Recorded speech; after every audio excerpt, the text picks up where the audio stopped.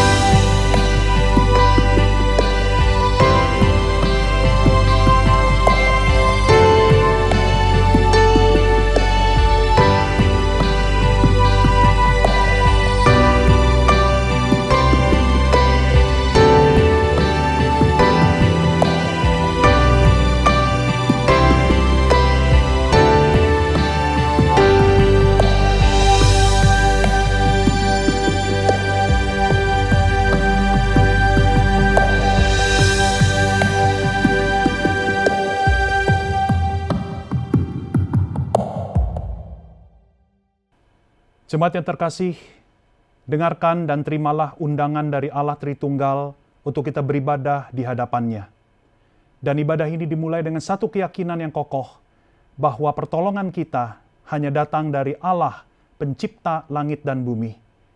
Dan kiranya berkat yang sempurna dari Allah Tritunggal tercurah bagi kita di dalam ibadah ini. Amin.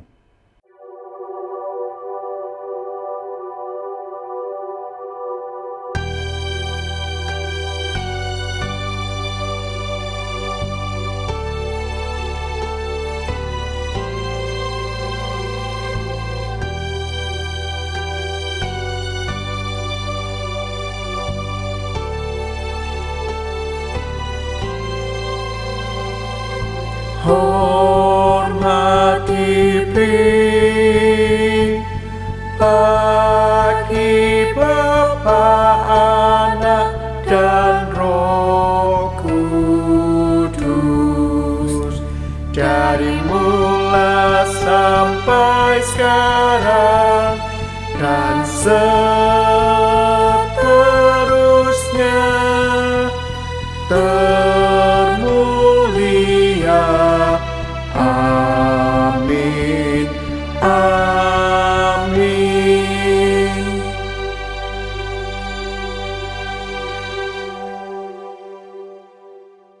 Bersorak-sorailah bagi Allah, hai seluruh bumi. Mazmurkanlah kemuliaan namanya, muliakanlah Dia dengan puji-pujian. Katakanlah kepada Allah, betapa dahsyatnya segala pekerjaanmu. Oleh sebab kekuatanmu yang besar, musuhmu tunduk menjilat kepadamu. Seluruh bumi sujud menyembah kepadamu dan bermazmur bagimu, memazmurkan namamu. Sungguh karyamu yang besar, mengagumkan setiap orang Tuhan. Alam semesta melukiskan akan keagunganmu. Engkaulah Allah yang kudus dan layak untuk kami sembah dan kami puji Tuhan. Kami mau datang menghadap kehadiran-Mu Bapa. Alam semesta melukiskan kebesaran Tuhan. Bumi dan surga menyanyikan kemuliaan nama-Mu. Hosana, Hosana. Layak dipuji disembah, Kaulah yang bertata dulu, sekarang, dan selamanya. Raja atas segala raja, nama-Mu besar termulia. Sungguh Tuhan, Engkaulah Allah yang layak untuk kami sembah dan kami puji Tuhan. Bahkan alam semesta ciptaan-Mu ini Tuhan, melukiskan akan karya-Mu yang begitu dahsyat bagi setiap kami. Alam semesta melukiskan kebesaran Tuhan. Bumi dan surga menyanyikan kemuliaan nama-Mu. Hosana, Hosana. Layak dipuji disembah, Kaulah yang bertata dulu, sekarang, dan selamanya. Raja atas segala raja, nama-Mu besar termulia. Sungguh Tuhan, Engkaulah satu-satunya Allah, Allah juru selamat kami. Engkau rela mati Tuhan, demi kami manusia yang berdosa ini Tuhan. memuji Tuhan. Engkaulah Allah yang layak untuk menerima sembah kami. Biarlah Tuhan segenap pujian kami, sembah kami Tuhan, semuanya boleh memuliakan akan Engkau, meninggikan akan kebesaran-Mu ya Bapa. Hosana,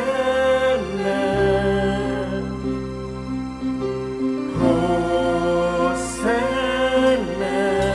Hosana bagi Engkau Yesus. Hosana, Hosana, layak dipuji sembah, Kaulah yang bertata, dulu sekarang dan selamanya. Raja atas segala raja, namamu besar termulia, namamu besar termulia.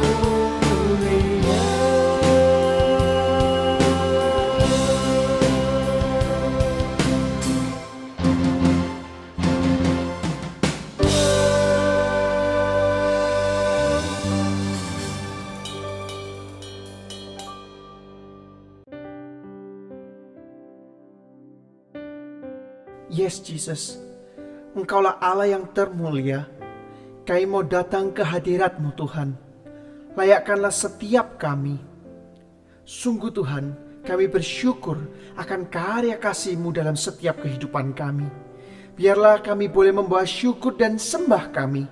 Setiap pujian yang kami naikkan hanya bagi Engkau.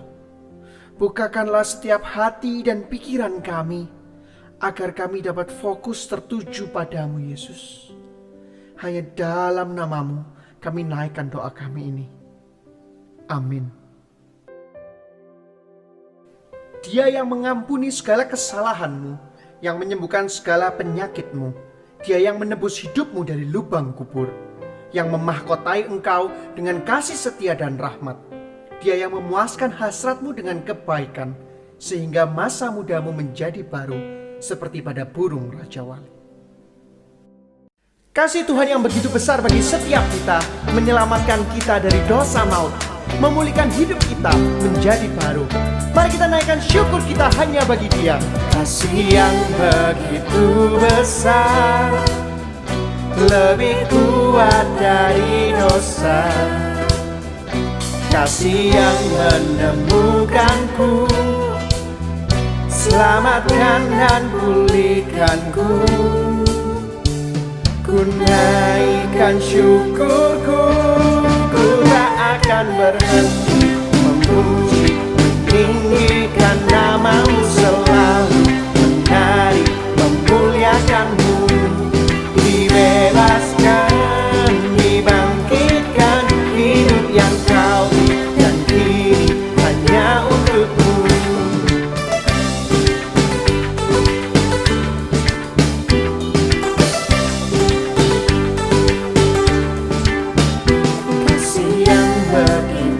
Besar, lebih kuat dari dosa.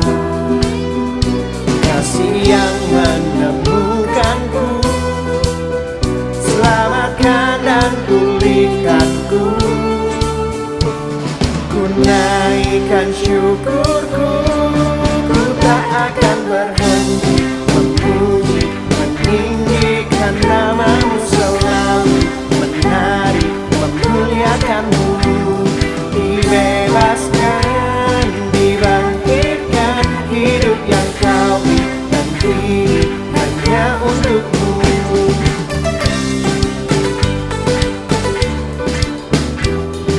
Kami ingin memuji-Mu ya Bapa, kami ingin meninggikan nama-Mu Tuhan. Biarlah hidup kami Tuhan, kami berikan hanya untuk-Mu.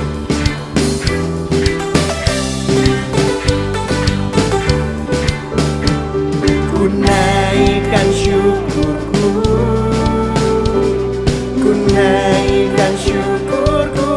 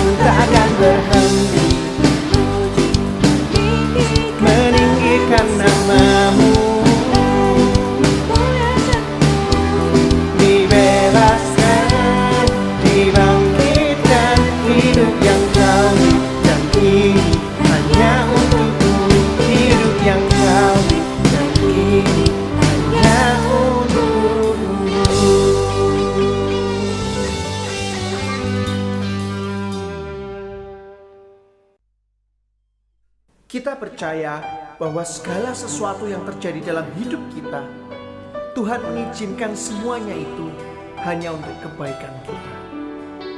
Terkadang mungkin itu nggak sesuai dengan harapan kita, tapi mari kita percaya bahwa janji Tuhan ya dan amin. Sungguh besar setiamu, Kau nyatakan bagiku. Kau Bapa yang selalu mengerti isi hatiku. Kemuliaan-Mu Kau janjikan, aku tetap percaya. Ku percaya janji-Mu ajaib, terukir dalam kehidupanku. Ku berserah di dalam kekuatan-Mu, hanya Kau segalanya bagiku. Ku percaya janji-Mu ajaib, terukir dalam kehidupanku. Ku berserah di dalam kekuatan-Mu, ku percaya.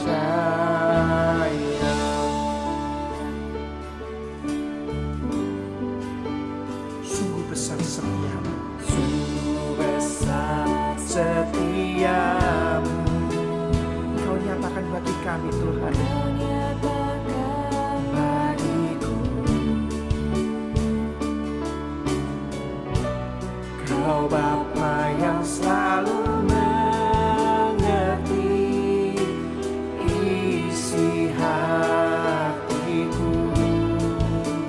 Biarlah kemuliaan-Mu Tuhan bagi setiap kami. Kau janjikan,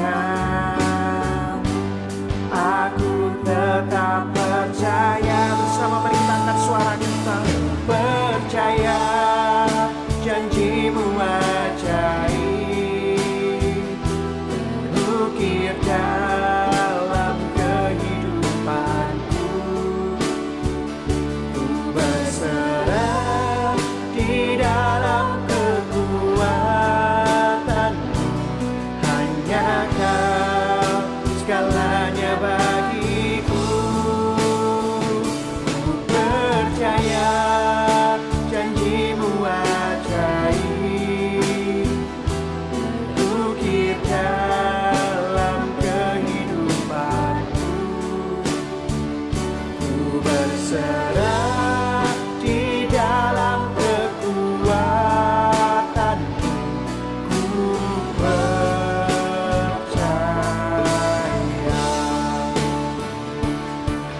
Tak akan ku takut, tak akan ku gentar.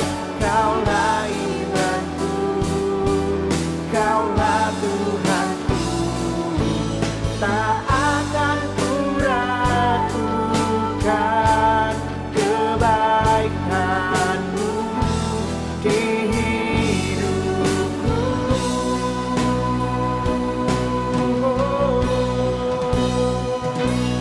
Percaya janji-Mu ajaib, terukir dalam kehidupanku.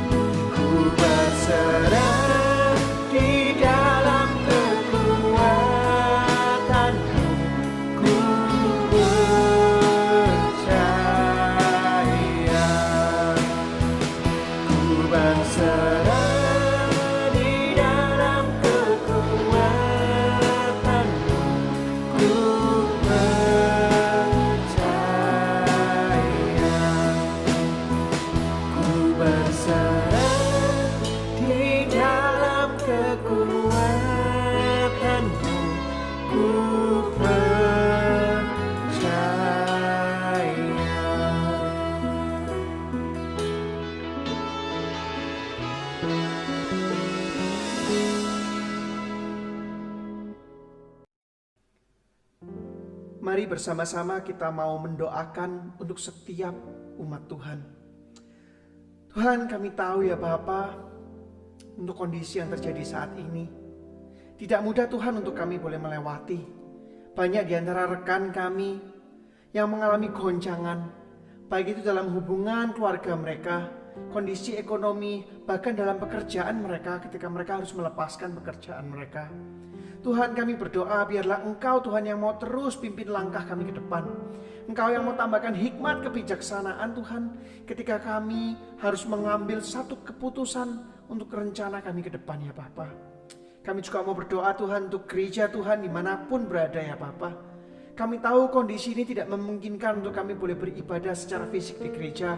Tapi biarlah kami sesama umat-Mu Tuhan. Kami boleh saling menguatkan ketika kami tahu ada di antara kami yang lemah Tuhan. Kami boleh saling mendoakan satu dengan yang lain. Kami percaya Tuhan bahwa janji-Mu ya dan amin. Engkau tidak pernah melepaskan kami setiap anak-anak-Mu yang berseru, yang berdoa kepada Engkau. Kami juga mau berdoa Tuhan untuk bangsa dan negara kami, untuk pemerintahan Indonesia ini Tuhan, untuk setiap kebijakan, untuk peraturan yang diambil dan peraturan yang ditetapkan. Semuanya itu Tuhan hanya untuk kesejahteraan rakyat Indonesia. Kami membawa seluruh doa dan permohonan kami sesuai dengan doa yang Yesus ajarkan kepada kami. Bapa kami yang di surga, dikuduskanlah nama-Mu, datanglah kerajaan-Mu, jadilah kehendak-Mu di bumi seperti di surga.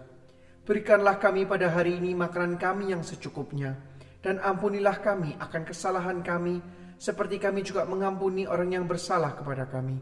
Dan janganlah membawa kami ke dalam pencobaan, tetapi lepaskanlah kami daripada yang jahat, karena Engkaulah yang mempunyai kerajaan dan kuasa dan kemuliaan sampai selama-lamanya. Amin. Mari bersama-sama kita mengikrarkan pengakuan iman kita. Aku percaya kepada Allah, Bapa yang Maha Kuasa, Khalik langit dan bumi, dan kepada Yesus Kristus, Anak yang tunggal Tuhan kita, yang dikandung daripada Roh Kudus, lahir dari anak darah Maria, yang menderita sengsara di bawah pemerintahan Pontius Pilatus, disalibkan, mati dan dikuburkan, turun ke dalam kerajaan maut. Pada hari yang ketiga, bangkit pula dari antara orang mati, naik ke surga, duduk sebelah kanan Allah, Bapa yang Maha Kuasa, dan dari sana ia akan datang untuk menghakimi orang yang hidup dan yang mati. Aku percaya kepada Roh Kudus, gereja yang kudus dan am, persekutuan orang kudus, pengampunan dosa, kebangkitan tubuh, dan hidup yang kekal. Amin. Sungguh Bapa, kami setiap anak-Mu ingin hidup mengiring Engkau, mengikut jalan-Mu, itu kerinduan setiap kami Tuhan. Engkau yang membukakan setiap hati kami, biarlah kami tetap teguh di dalam-Mu. Kami hanyalah bejana di tangan-Mu. Engkau yang membentuk kami sesuai dengan kehendak-Mu Tuhan, untuk menggenapi rencana-Mu dalam hidup kami. Kekuatan di jiwaku, ketenangan batinku, ada dalam hadirat-Mu, ku menyembah-Mu.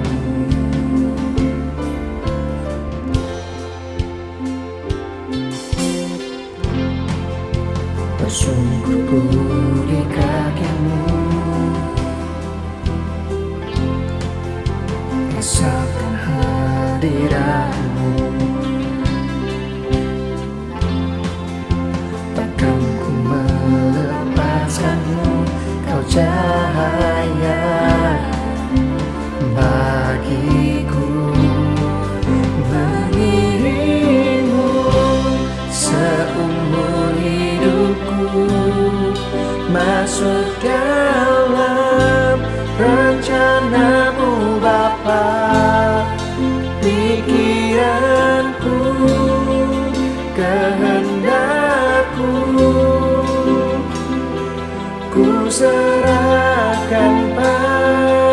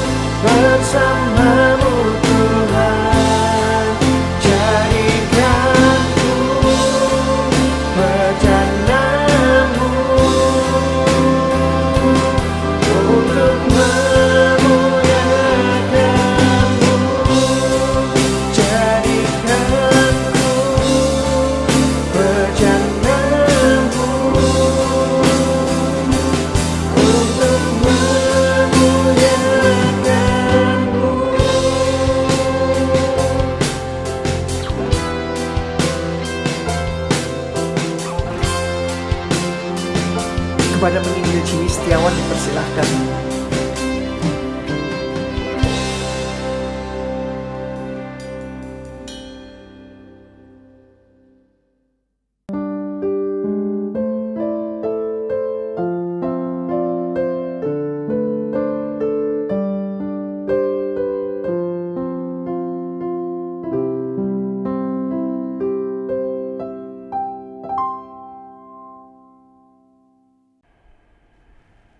Selamat hari Minggu kepada Jemaat GKA Gloria Satelit Surabaya dimanapun Anda berada. Salam sejahtera.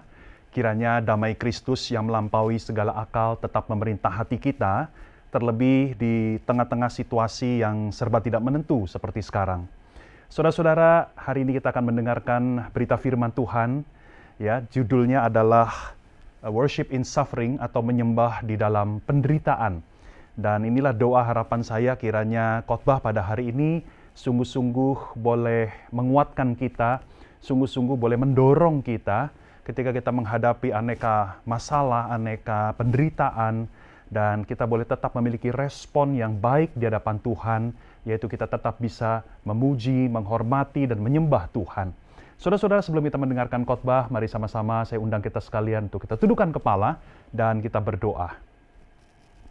Ya Tuhan, kami datang kepadamu, kami adalah anak-anak-Mu yang penuh dengan pergumulan dan kerapuhan. Itu sebabnya kami sungguh mendekatkan diri kepadamu, karena hanya di dalam Engkaulah kami memperoleh kasih karunia yang sanggup menopang dan menguatkan kami. Khususnya ketika kami berjalan di dalam masa yang sulit seperti sekarang ya Tuhan, ketika kami masih ada di tengah-tengah pandemi ini. Tuhan, kiranya firman-Mu menjadi oase bagi kerohanian kami, yang menyegarkan kami, yang juga menumbuhkan kami, dan yang bahkan juga mengubah akan kehidupan dan diri kami sendiri ya Tuhan. Terpujilah nama-Mu, kami siap mendengar firman-Mu, dan biarlah hamba-Mu boleh menyampaikan kebenaran-Mu dengan lugas dan jelas. Terpujilah nama Tuhan, hanya di dalam nama Tuhan Yesus kami semua sudah berdoa. Sama-sama kita katakan, amin. Saudara-saudara, mari kita buka firman Tuhan yang terambil dari Kitab Habakuk pasal yang ketiga. Kitab Habakuk pasal yang ketiga. Saudara-saudara, sambil menyiapkan membuka Alkitabmu masing-masing, sedikit saya memberikan intro. Kitab Habakuk adalah salah satu kitab yang terpendek di dalam Perjanjian Lama. Bahkan lebih pendek daripada kitab Rut. Kalau kita lihat dari jumlah pasalnya, kitab Habakuk hanya terdiri 3 pasal. Kalau saudara mau membacanya dari awal sampai akhir, maka hanya membutuhkan waktu kurang lebih 5-8 menit. Nah, saya mengundang dan menantang saudara yang belum pernah membaca kitab Habakuk secara lengkap, saudara bacalah kitab Habakuk, ya, karena kitab ini adalah kitab yang indah, dan kita akan sama-sama melihatnya, khususnya adalah pasal yang ketiga di dalam khotbah kita ini. Habakuk pasal yang ketiga. Saya akan membacakan buat kita sekalian. Doa Nabi Habakuk menurut nada ratapan.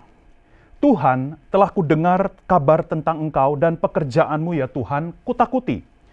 Hidupkanlah itu dalam lintasan tahun, nyatakanlah itu di dalam lintasan tahun. Dalam murka, ingatlah akan kasih sayang. Allah datang dari negeri teman dan Yang Maha Kudus dari pegunungan Paran. Keagungannya menutupi segenap langit dan bumi pun penuh dengan pujian kepadanya. Ada kilauan seperti cahaya, sinar cahaya dari sisinya, dan disitulah terselubung kekuatannya. Mendahuluinya berjalan penyakit sampar dan demam mengikuti jejaknya. Ia berdiri, maka bumi pun dibuatnya bergoyang. Ia melihat berkeliling, maka bangsa-bangsa dibuatnya melompat terkejut. Hancur gunung-gunung yang ada sejak purba. Merendah bukit-bukit yang berabad-abad. Itulah perjalanannya berabad-abad. Aku melihat kemah-kemah orang Kush yang tertekan. Kain-kain tenda tanah Midian menggetar. Terhadap sungai-sungaikah ya Tuhan? Terhadap sungai-sungaikah murkamu bangkit? Atau terhadap lautkah amarahmu sehingga engkau mengendarai kuda dan kereta kemenanganmu? Busurmu telah kau buka, telah kau isi dengan anak panah. Engkau membelah bumi menjadi sungai-sungai. Melihat engkau, gunung-gunung gemetar, air bah menderu, lalu samudera raya memperdengarkan suaranya dan mengangkat tangannya. Matahari, bulan berhenti di tempat kediamannya. Karena cahaya anak-anak panahmu yang melayang laju, karena kilauan tombakmu yang berkilat. Dalam kegeraman, engkau melangkah melintasi bumi, Dalam murka, Engkau menggasak bangsa-bangsa. Engkau berjalan maju untuk menyelamatkan umat-Mu, untuk menyelamatkan orang yang Kau urapi. Engkau meremukkan bagian atas rumah orang-orang fasik, dan Kau buka dasarnya sampai batu yang penghabisan. Engkau menusuk dengan anak panahnya sendiri kepala laskarnya, yang mengamuk untuk menyerahkan aku dengan sorak-sorai, seolah-olah mereka menelan orang tertindas secara tersembunyi. Dengan kudamu, Engkau menginjak laut, timbunan air yang membuih. Ketika aku mendengarnya, gemetarlah hatiku. Mendengar bunyinya menggigillah bibirku. Tulang-tulangku seakan-akan kemasukan sengal, dan aku gemetar di tempat aku berdiri. Namun, dengan tenang akan kunantikan hari kesusahan yang akan mendatangi bangsa yang bergerombolan menyerang kami. Sekalipun pohon ara tidak berbunga, pohon anggur tidak berbuah, hasil pohon zaitun mengecewakan. Sekalipun ladang-ladang tidak menghasilkan bahan makanan, kambing domba terhalau dari kurungan, dan tidak ada lembus sapi dalam kandang.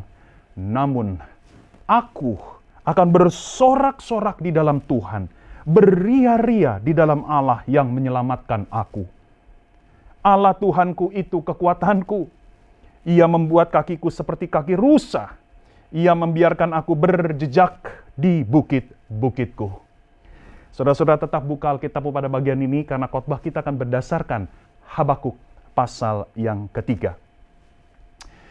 Saudara-saudaraku, pada tanggal 29 Maret 2017, sebuah bis kecil yang berisi 13 orang penumpang berusia lanjut dengan kisaran usia 61 sampai 87 tahun, plus supirnya, mengalami sebuah kecelakaan yang sangat hebat di Texas, Amerika Serikat. Kecelakaan ini terjadi karena ada sebuah kendaraan lain yang melaju begitu kencang dari arah yang berlawanan dan kemudian oleng dan akhirnya menabrak muka dengan muka akan bis kecil tersebut. Tabrakan ini begitu luar biasa sehingga bis kecil itu, saudara, ringsek, hancur setengah badannya. Dari 14 orang yang ada di dalam bis kecil itu, 13 orang dinyatakan meninggal dunia. Hanya ada satu yang selamat, seorang wanita berusia 64 tahun, tetapi dia pun terluka sangat parah dan harus melewati banyak operasi dan sampai sekarang dia mengalami kelumpuhan. Saudara-saudara, ke-13 orang penumpang ini, saudara, adalah para anggota paduan suara dari gereja First Baptist Church di kota New Braunfels, Texas, Amerika Serikat. Mereka adalah anggota paduan suara yang sudah lama melayani Tuhan di gereja, dan mereka adalah orang-orang yang begitu cinta Tuhan, dan mereka baru saja menyelesaikan retret selama 3 hari. Dan mereka sebetulnya sedang menuju pulang ke rumah. Tetapi musibah terjadi. Tabrakan ini menghilangkan, merenggut 13 nyawa dari para pelayan Tuhan, anak-anak Tuhan yang setia ini. Dan setelah investigasi dilakukan, baru diketahui bahwa pengemudi mobil yang menabrak bis ini adalah seorang anak muda berusia 21 tahun. Dan ketika dia menabrak, dia sedang dalam keadaan teler karena dia baru saja mengkonsumsi marijuana dan obat terlarang lainnya, yaitu clonazepam. Saudara-saudara, ini adalah sebuah tragedi. Tragedi yang sangat menyesakkan dada kita. Saudara, peristiwa yang naas ini meneguhkan satu kebenaran yang harus kita terima, bahwa penderitaan, musibah masih dapat hadir di dalam kehidupan orang percaya. Iman kita kepada Allah bukanlah jaminan bahwa kita akan bebas dari segala masalah, dari segala penderitaan. Orang Kristen yang cinta Tuhan, orang Kristen yang setia kepada Tuhan, orang Kristen yang sudah lahir baru sekalipun, masih dapat mengalami aneka problem, aneka tragedi. Seperti yang dialami oleh 13 anggota paduan suara First Baptist Church. Saudara-saudara, ketika penderitaan menyerbu hidup kita, maka penderitaan bukan hanya memberikan kepada kita pergumulan secara fisik, bukan hanya memberikan kita pergumulan secara psikologis, tetapi penderitaan terlebih-lebih kepada anak Tuhan menerbitkan pergumulan secara rohani. Kita mengalami pergulatan iman yang luar biasa ketika kita mengalami penderitaan yang berat. Pergulatan iman ini, saudara, terjadi karena ketika kita di tengah-tengah penderitaan, maka kita sedang menghadapi suatu kesenjangan. Ada satu jurang yang terbuka lebar.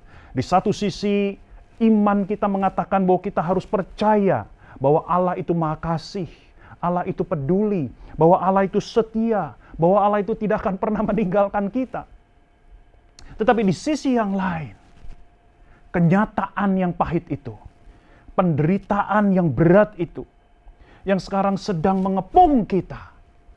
Saudara-saudara, penderitaan itu seolah-olah mau mengatakan bahwa Tuhan tidak seperti yang kau percayai. Bahwa Tuhan tidaklah baik. Bahwa Tuhan tidaklah penuh kasih.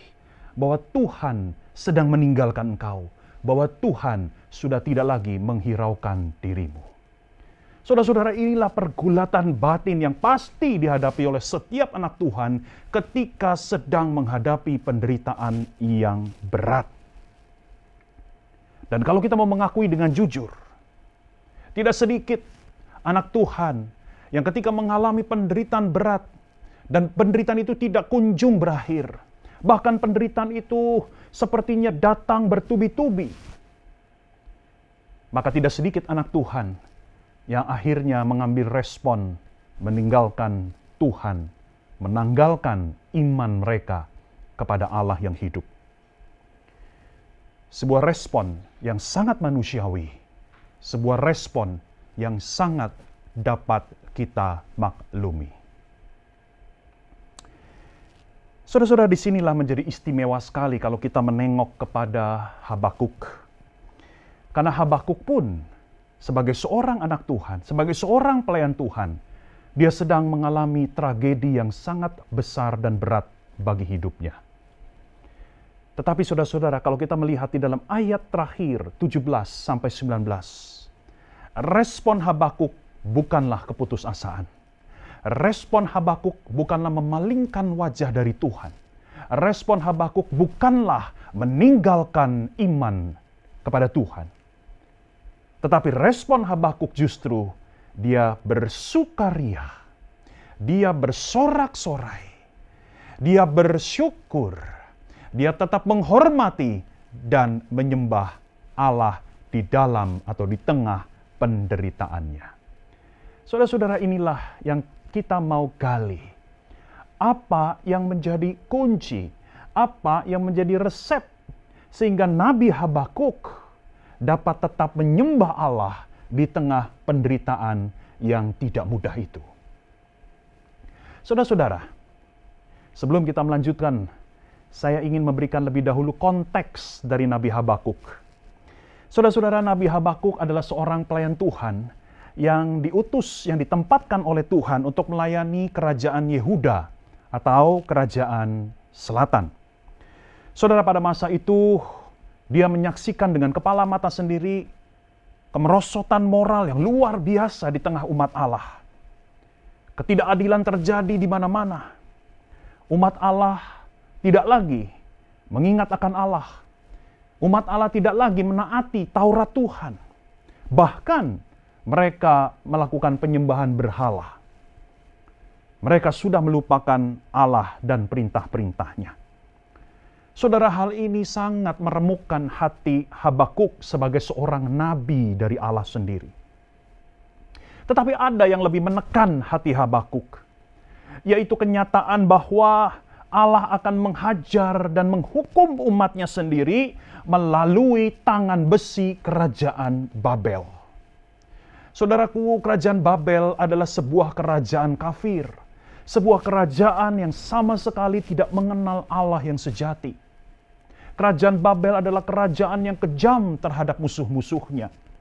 Dan Allah justru memakai kerajaan Babel untuk menghukum bangsa Israel yang saat itu sudah melupakan Tuhan dan melakukan pelbagai kejahatan di hadapan Tuhan. Saudara-saudara, inilah yang menjadi kegelisahan dan ketakutan terbesar dari Habakuk. Saudara, sekalipun tragedi yang akan dihadapi oleh Habakuk adalah tragedi yang menimpa bangsa Israel.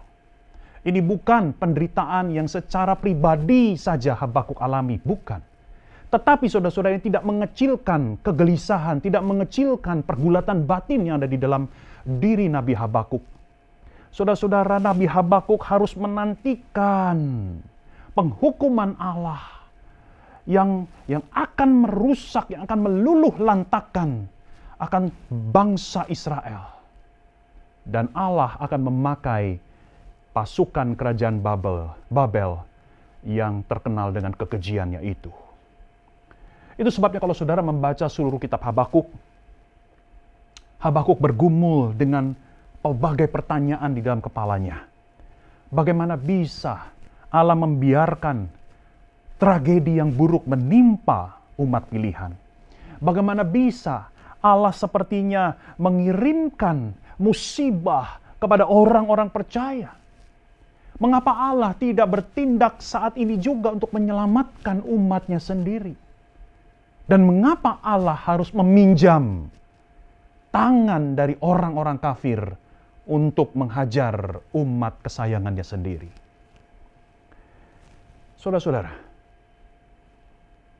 sekali lagi, meskipun Habakuk berada di ambang tragedi yang akan menimpa bangsa Israel, tetapi Habakuk pada akhirnya dia meresponi dengan tetap menghormati, tetap memuji, dan tetap menyembah Allah. Saudara-saudara, ini adalah suatu ekspresi iman yang indah. Ini adalah suatu ekspresi iman yang luar biasa. Habakuk tetap setia kepada Tuhan di tengah-tengah penderitaannya. Saudara, saya baca kembali ayat 17-18. Sekalipun pohon ara tidak berbunga, pohon anggur tidak berbuah, hasil pohon zaitun mengecewakan. Sekalipun ladang-ladang tidak menghasilkan bahan makanan, kambing domba terhalau dari kurungan, dan tidak ada lembu sapi dalam kandang. Namun aku, Habakuk, akan tetap bersorak-sorak di dalam Tuhan, beria-ria di dalam Allah yang menyelamatkan aku. Saudara-saudara, ini bukan gambaran puitis belaka. Tetapi apa yang dituliskan oleh Habakuk di dalam ayat 17-18 ini adalah suatu keadaan yang memang benar-benar bisa terjadi.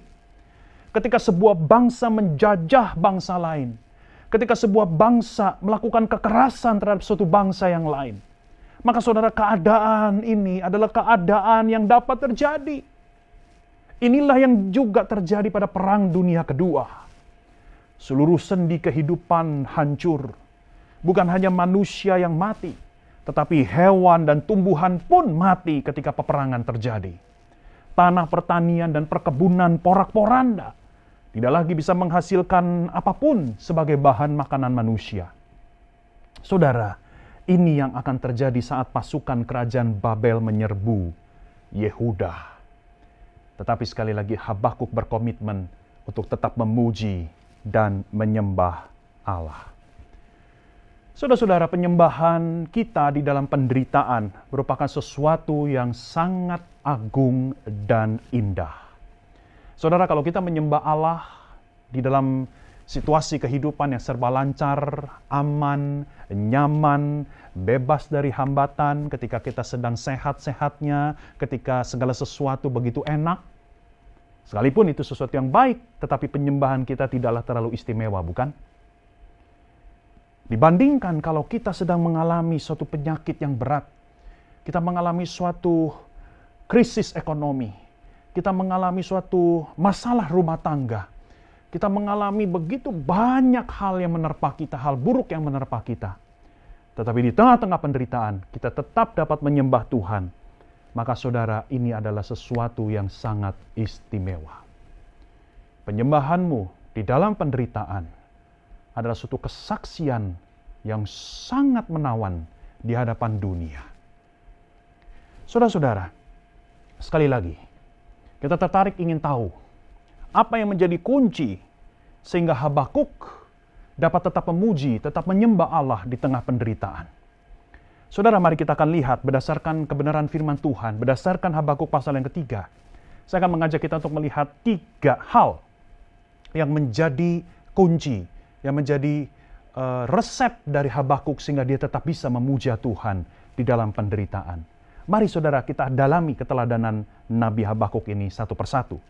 Yang pertama saudara-saudara, dalam rangka supaya kita bisa menyembah Allah di dalam penderitaan, maka yang pertama, kita harus selalu membawa dan mengolah seluruh pergolakan batin kita kepada Allah di dalam doa. Mari sama-sama katakan, doa. Saudara-saudara, yang menarik dari kitab Habakuk dibandingkan dengan kitab nabi-nabi yang lain, kitab Habakuk berisi doa. Seluruh kitab Habakuk berisi doa yang bersifat dialogis. Jadi kalau kita membaca kitab Habakuk dari pasal 1 sampai pasal 3, ada bagian Habakuk berbicara kepada Allah, tetapi ada juga bagian Allah berbicara kepada Habakuk. Dan semuanya ini saudara dikemas di dalam rangkaian doa. Jadi saudara-saudaraku, secara urutan, sebelum Habakuk berhasil sampai pada titik ayat 17 sampai 19, sebelum Habakuk berhasil sampai pada level dia memuja, dia menyembah Allah di tengah penderitaan, jangan lupakan ayat-ayat sebelumnya. Bahwa Habakuk terlebih dahulu bergumul di dalam doa. Saudara-saudara, ketika penderitaan menyerang kehidupan kita, maka satu hal yang perlu kita tetap pegang adalah kehidupan doa kita. Jangan sekali-kali kita berhenti untuk berdoa. Sekalipun ada saatnya ketika kita menderita begitu luar biasa, ketika kita merasa kesesakan itu betul-betul mencekik kita, dan kita sepertinya sulit berdoa dengan kata-kata. Tetapi saudara, tetaplah berdoa.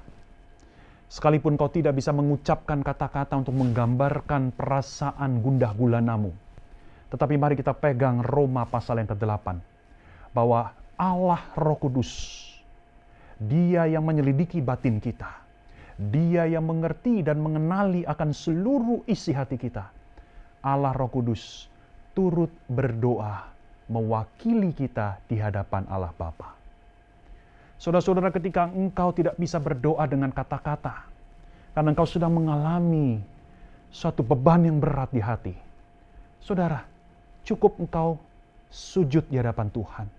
Cukup engkau berdiam diri di hadapan Tuhan. Tidak perlu engkau memikirkan kata-kata.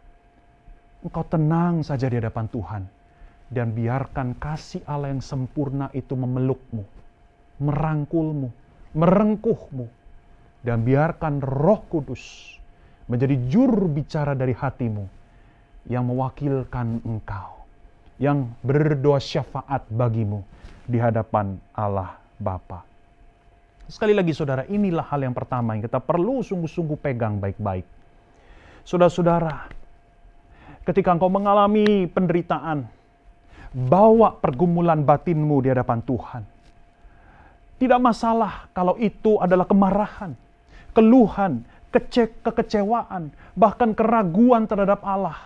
Tidak masalah, bawa itu kepada Tuhan. Allah tidak akan menolak kita. Allah akan tetap membuka kedua tangannya.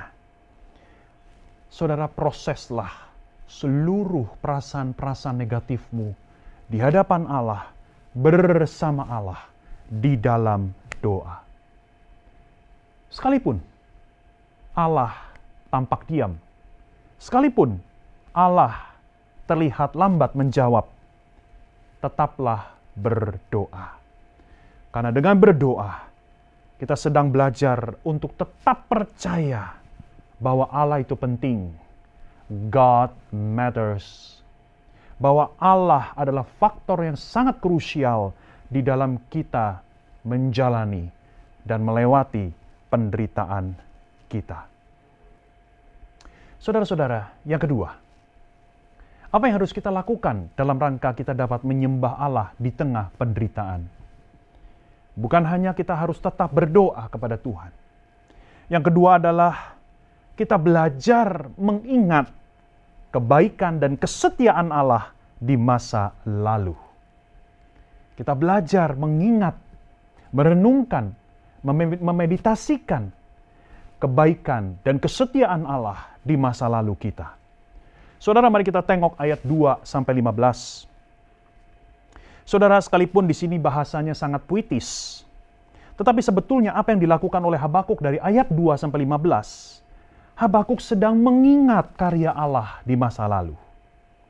Karya Allah yang menyelamatkan bangsa Israel pada zaman Musa dan Yosua. Itu sebabnya di sini ada referensi tentang sampar, penyakit sampar. Di sini ada referensi lautan yang terbelah atau lautan yang berbuih. Di sini ada referensi bangsa-bangsa asing yang gemetar. Saudara-saudara, sebenarnya yang dilakukan Habakuk, dia sedang mengingat bagaimana Allah secara aktif, secara ajaib membantu bangsa Israel melawan bangsa-bangsa yang menjadi musuh mereka. Saudara-saudara, kalau kita melihat di dalam ayat 12-15 secara khusus, di sini dikatakan Allah sendiri yang menghancurkan musuh-musuh bangsa Israel. Allah yang menjaga dan memberi kemenangan kepada bangsa Israel. Saudara-saudara, ini yang dilakukan oleh Habakuk. Di saat dia menghadapi masa yang begitu suram saat ini, Habakuk menengok ke masa lalu dan dia merenungkan kesetiaan, kasih, karya penyelamatan dari Allah kepada umatnya. Saudara-saudara, ketika kita mengingat dan merenungkan kebaikan Allah di masa lalu, maka saudara-saudara, pelan-pelan tapi pasti, pengharapan itu akan terbit kembali di dalam batin kita untuk menghadapi masa sekarang yang sulit. Karena kita tahu, Allah di masa lalu adalah Allah yang sama untuk masa sekarang dan masa yang akan datang. Allah yang setia di masa lalu, Allah yang setia saat ini dan hari esok. Saudara-saudara, ini juga yang saya lakukan. Saudara-saudara, saya dilahirkan di dalam satu keluarga yang tidak ideal. Orang tua saya bercerai pada saat saya masih usia remaja. Dan perceraian orang tua saya ini memberikan dampak psikologis yang cukup signifikan di dalam hidup saya. Saya terlibat di dalam aneka kenakalan dan saya pun menjadi pecandu pornografi sejak saya masih remaja. Saudara-saudara, tetapi di dalam hidup yang begitu suram, di dalam hidup yang tampaknya tidak ada masa depan, Allah memanggil saya untuk menjadi hamba-Nya. Saudara-saudara, tadinya saya bukan orang yang begitu baik, begitu rohani. Saya bukan orang yang benar-benar cinta Tuhan ketika saya masih muda atau masih remaja. Tetapi sekali lagi, Tuhan di dalam kasih dan di dalam anugerah-Nya, Dia memanggil saya dengan begitu jelas. Dia melayakkan saya. Dia mau memakai saya untuk menjadi instrumen di tangan-Nya. Saudara-saudara, setiap kali saya mengalami pergumulan yang berat, entah di dalam kehidupan atau di dalam pelayanan, saya selalu belajar mengingat kembali masa lalu saya. Seorang Jimmy Setiawan yang begitu kelam, yang begitu diikat dengan belenggu pornografi, yang berasal dari keluarga yang broken home. Tetapi Allah begitu baik, Allah begitu mengasihi saya, Allah tidak pernah meninggalkan saya. Bahkan Allah merencanakan sesuatu yang tidak pernah saya pikirkan sebelumnya. Dia menjadikan saya sebagai hamba-Nya. Saudara, setiap kali saya memikirkan, saya merenungkan kebaikan Allah di masa lalu, maka itu membangkitkan semacam kekuatan batin, untuk saya tetap boleh melangkah sekalipun saya sedang menghadapi tantangan, ujian yang tidak ringan. Saudara-saudara, mari kita teladani Nabi Habakuk. Renungkan apa yang menjadi kebaikan Tuhan di masa lalu. Itu sebabnya saudara-saudara saya sangat anjurkan, saudara-saudara engkau perlu melakukan atau membuat semacam jurnal catatan kebaikan Tuhan di dalam hidupmu. Saudara lakukan mulai hari ini. Ya, jadi saudara kalau engkau mengalami sesuatu yang baik dari Tuhan, engkau mengalami pemeliharaan Tuhan yang ajaib, saudara mengalami mukjizat dari Tuhan, saudara-saudara tulis, buat catatan, rekam itu di dalam tulisan, bikin jurnal, dan nanti jurnal ini akan sangat berguna, sangat bermanfaat ketika saudara mengalami sesuatu yang sulit, sesuatu yang begitu menekan saudara. Ketika saudara membaca lagi akan kisah kasih Allah di masa lalu, itu akan memampukan engkau untuk melangkah maju bersama dengan Tuhan yang setia. Untuk tetap memuji, menghormati, dan memuja Allah yang setia. Saudara-saudara, yang ketiga kita lihat. Apa yang dapat membuat Habakuk bisa menyembah Allah di tengah penderitaan? Selain berdoa, selain mengingat kebaikan Allah di masa lalu. Maka yang ketiga, saudara-saudara, ini terdengar sederhana, tetapi barangkali kita tidak pikirkan. Yang ketiga, saudara, kita harus memutuskan untuk tetap memuji dan menyembah Allah. Sekali lagi saya ulangi, kita harus memutuskan. Kata kuncinya adalah keputusan. Memutuskan untuk tetap memuji dan menyembah Allah. Saudara, inilah yang dilakukan di dalam ayat 18 oleh Habakuk. Habakuk berkata bahwa aku akan memuji, aku akan bersuka cita, aku akan bersyukur kepada Allah. Dalam bahasa Inggrisnya, I will rejoice, I will praise, I will worship God.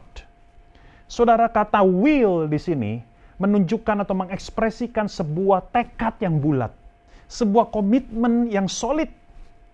Ini bukan keraguan, ini bukan setengah-setengah hati, tetapi ini adalah suatu keputusan. Aku pasti akan tetap memuja Allah. Aku pasti akan tetap menyembah Allah, sekalipun masalahku belum sirna. Saudara-saudara, ini penting untuk kita pahami. Memuji dan menyembah Allah harus merupakan sebuah keputusan. Harus merupakan komitmen kita di hadapan Tuhan.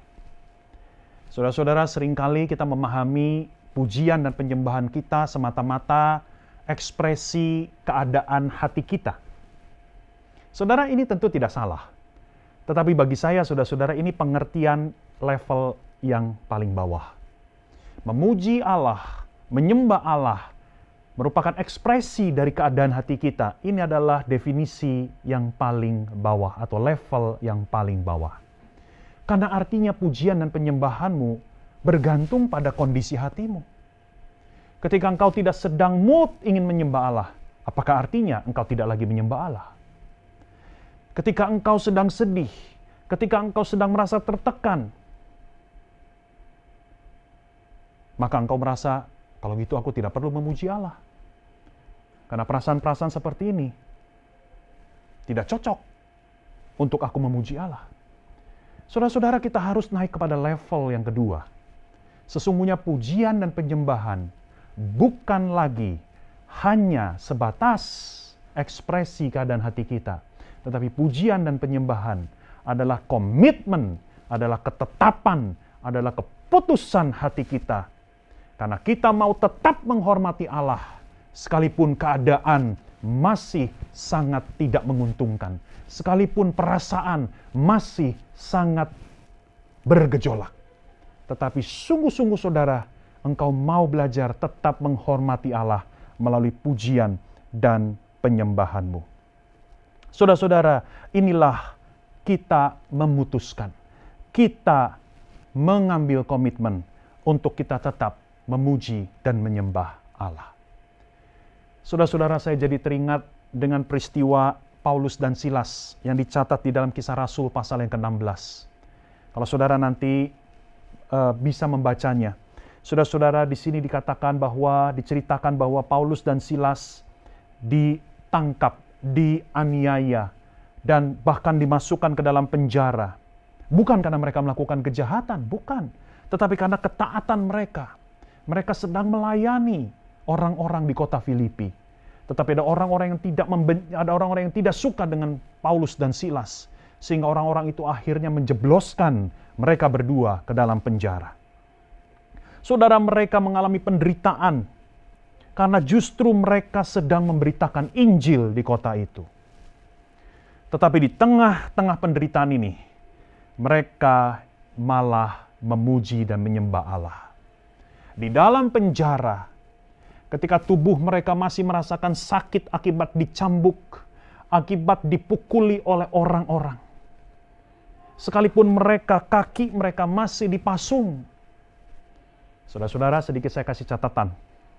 Saudara, firman Tuhan mengatakan Paulus dan Silas di dalam penjara dipasung kakinya. Saudara jangan bayangkan seperti pasung yang ada di Indonesia, seperti yang saudara pernah lihat di berita-berita atau di film-film.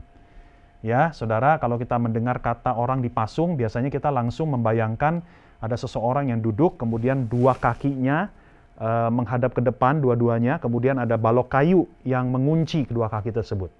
Nah, itu adalah pasungan ala Indonesia. Tetapi waktu saya membaca, saudara-saudara, buku tafsiran, Paulus dan Silas dipasung tidak seperti itu.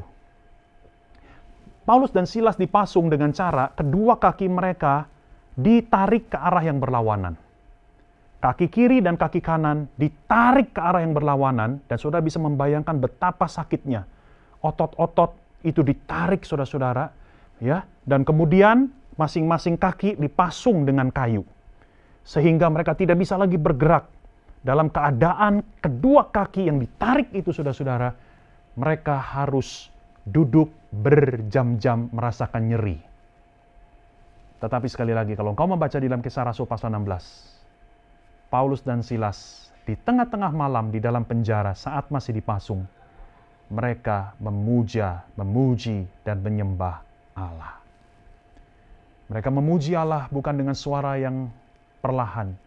Mereka memuji Allah dengan suara yang kencang sehingga seluruh penjara dapat mendengarkan pujian mereka berdua. Saudara-saudara, apa itu kalau bukan keputusan dan komitmen? Paulus dan Silas memuji Allah bukan karena mood, bukan karena suasana hati. Karena kalau berpulang pada suasana hati, mereka tidak mungkin memuji Allah. Mereka sedang mengalami sakit kok. Mereka sedang mengalami kesusahan. Tetapi mereka berkomitmen untuk tetap memuji dan menyembah Allah. Saudara, itulah 3 hal yang perlu kita teladani dari Nabi Habakuk. Kalau saudara, saya, dan engkau mau tetap menyembah Allah di dalam penderitaan, maka tetaplah berdoa.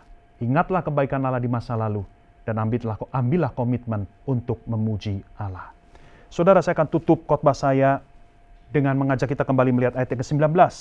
Ayat terakhir dari kitab Habakuk. Habakuk mengatakan, Allah Tuhanku itu kekuatanku. Ia membuat kakiku seperti kaki rusa.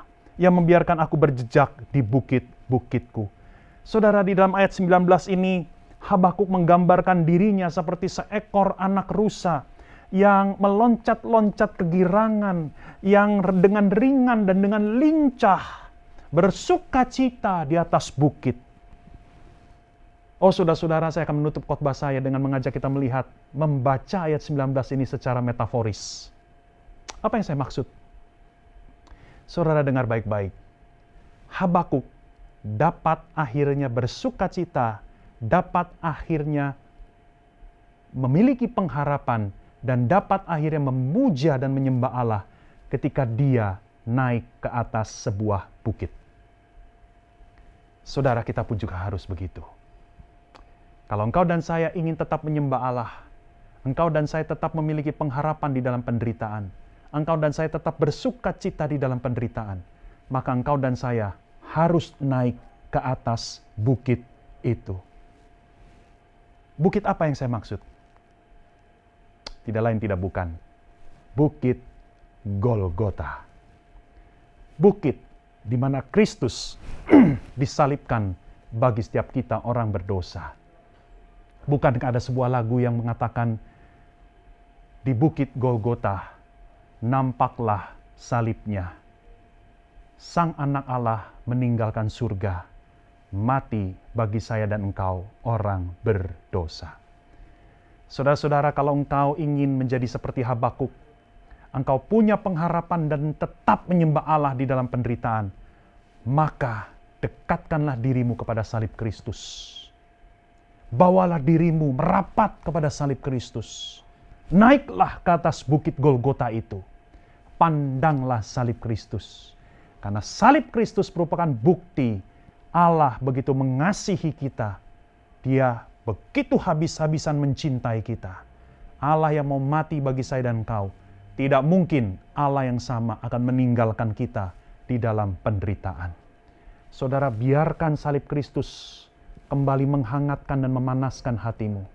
Ketika salib Kristus, cinta Allah di dalam Kristus itu membanjiri hatimu kembali, maka di saat itulah pengharapan yang kuat akan lahir di dalam batinmu.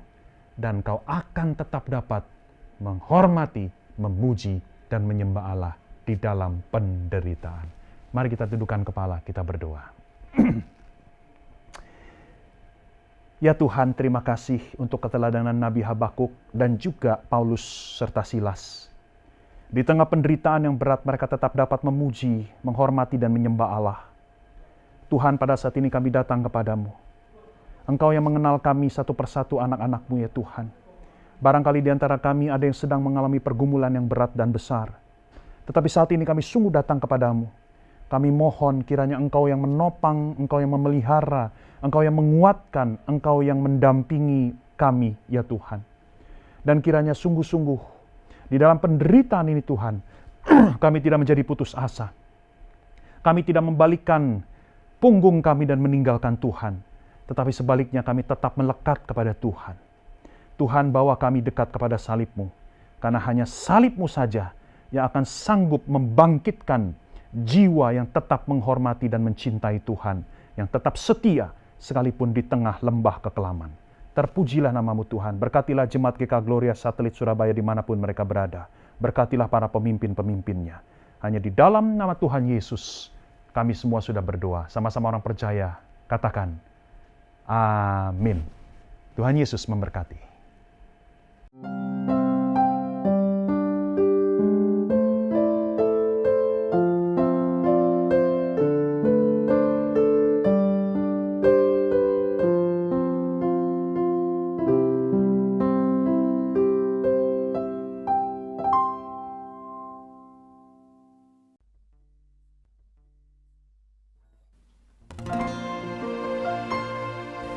Terima kasih Tuhan untuk setiap berkat-Mu yang tidak pernah habis dalam hidup kami.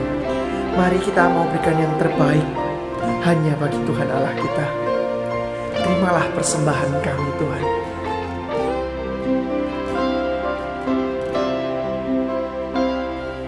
Kau hiasi kehidupanku dengan kemurahan-Mu. Kau rancangkan masa depanku penuh dengan harapan.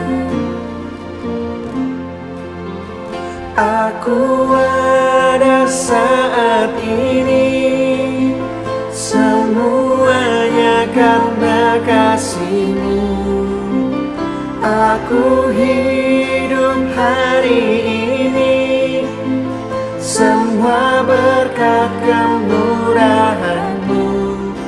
Terima kasih Yesus, Engkau sangat baik, teramat baik bagiku.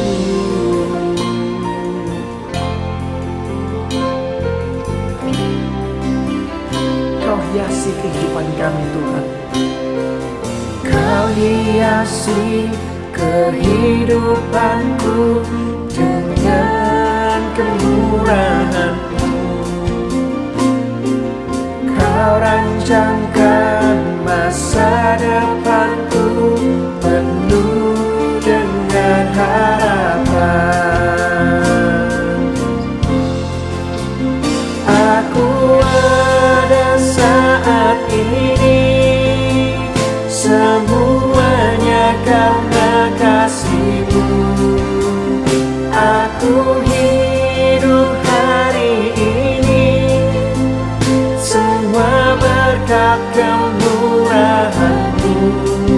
Terima kasih Yesus, Engkau sangat baik, teramat baik bagiku.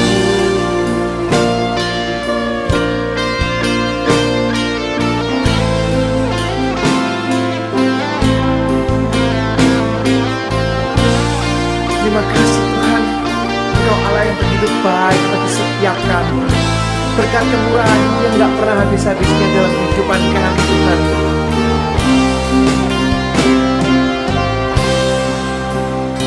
Aku ada saat ini, semuanya karena kasih-Mu.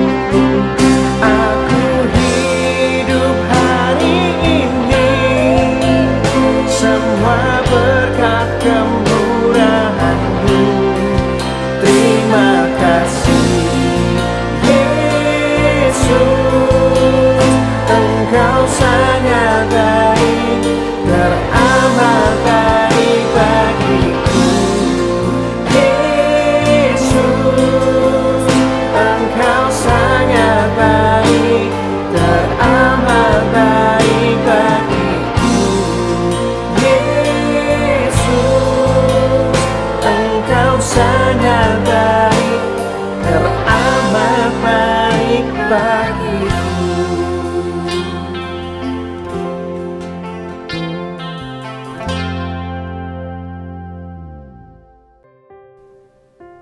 Ya Tuhan, kami tahu Tuhan, kami ada hari ini, semua karena berkat kemurahan-Mu.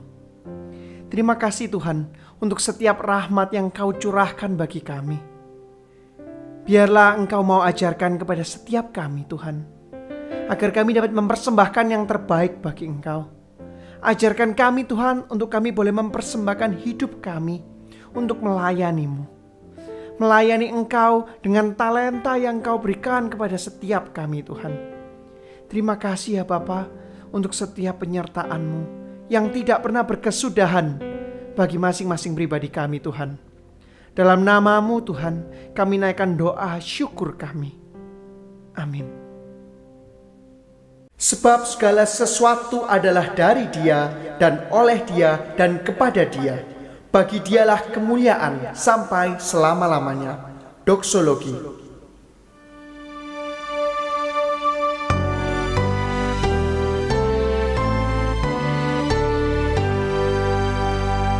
Puji Allah Bapa Putra, puji Allah Roh Kudus, ketiganya yang esa.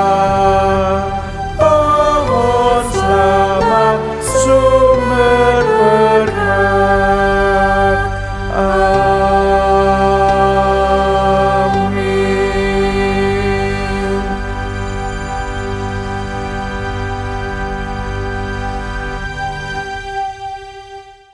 Ibadah kita sudah selesai, tetapi Allah mengutus kita untuk masuk ke tengah dunia yang gelap, menjadi terang, masuk ke dalam dunia yang membusuk untuk menjadi garam, masuk ke dalam dunia yang tidak mengenal Allah untuk menjadi agen kasih Allah. Dan ketahuilah, Allah yang mengutus, Allah juga yang akan menyertai kita. Mari kita arahkan hati kita, tengadahkan wajahmu dan bukalah kedua tanganmu, kita menerima berkat dari Tuhan. Allah Tritunggal, Allah Bapa, Allah Putra Yesus Kristus dan Allah Roh Kudus, Allah akan selalu berserta dengan kita, mencurahkan segala anugerah yang dibutuhkan oleh kita untuk berjalan di dalam iman, untuk menjadi saksi-saksinya di tengah dunia ini. Dari sekarang sampai Yesus datang kembali di dalam kemuliaannya. Maranatha. Amin.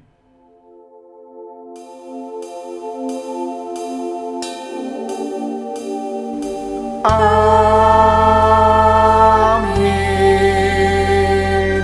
Amin.